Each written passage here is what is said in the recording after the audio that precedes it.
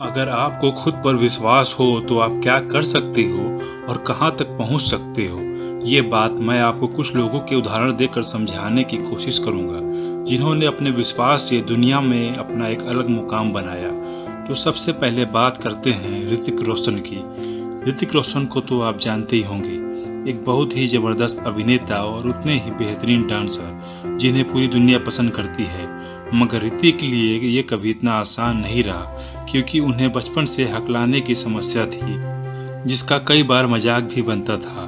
मगर ऋतिक ने फिल्मों में आने से पहले घंटों प्रैक्टिस की, अपने शब्दों को और अधिक प्रभावी बनाने पर ध्यान दिया, और आज फिल्मों के लंबे लंबे डायलॉग जिस आसानी से वे बोल जाते हैं, उन्हें देखकर कोई ये नहीं कह सकता कि ऋतिक रोशन को कभी हकलाने की समस्या भी थी।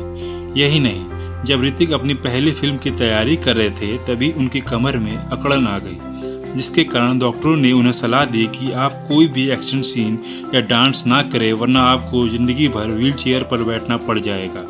मगर ऋतिक को खुद पर विश्वास था। उन्होंने ठान लिया था कि वो ऐसे तो हार नहीं मानेंगे, और फिर अपनी लगन और मेहनत से सबको गलत साबित भी कर दिया। ऐसे ही अपने इरादों पर विश्वास रखने वाली एक जाबाज महिला अरुणिमा सिन्हा की बात करते हैं, जिन्होंने अपने मजबूत इरादों और विश्वास से दुनिया में एक अलग मुकाम बनाया। अरुणिमा सिन्हा उत्तर प्रदेश की रहने वाली हैं। उनका रुझान शुरू से ही खेल के प्रति था। वो एक बेहतरीन वॉलीबॉल खिलाड़ी थी।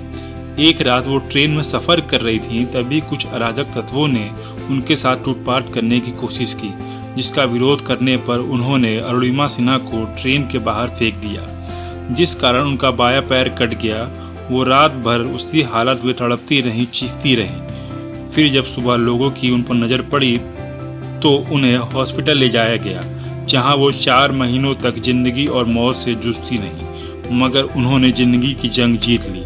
बाद में उन्हें कृत्रिम पैर लगाया गया। वो महिला जो कल तक बेहतरीन खिलाड़ी थी, आज वो अपना एक पैर खो चुकी थी। मगर यहीं से जन्म हुआ एक नई अरुणिमा सिन्हा का।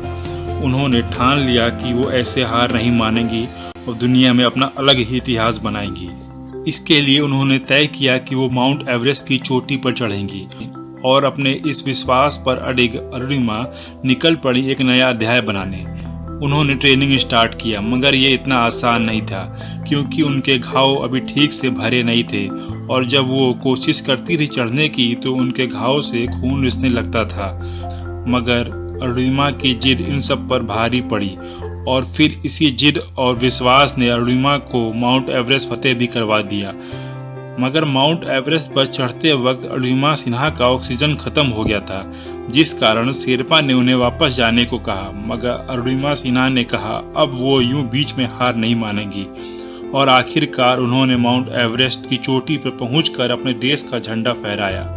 और किस्मत से वापसी के वक्त एक व्यक्ति के पास 2 ऑक्सीजन सिलेंडर थे, जिसे उसने अरुणिमा सिन्हा को दिया, और जिस कारण अरुणिमा सिन्हा जीवित वापस आ गई। और अब आखिर में हम बात करेंगे एक ऐसे व्यक्ति की जिसने गजब का विश्वास और इरादों से दुनिया में अपना नाम बनाया और लोगों को काफ़ी कुछ सिखाया भी।